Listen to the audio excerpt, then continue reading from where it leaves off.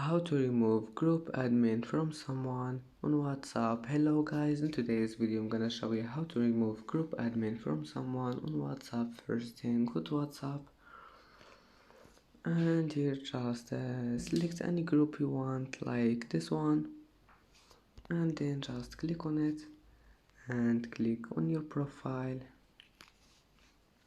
and then scroll down until you find this one. Just select anything you want, like here, and click this one,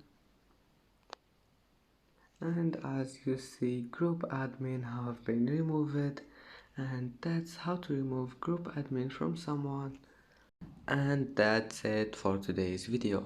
If you like this video, don't forget like and subscribe, and thank you for watching this video until the end, and see you in the next video.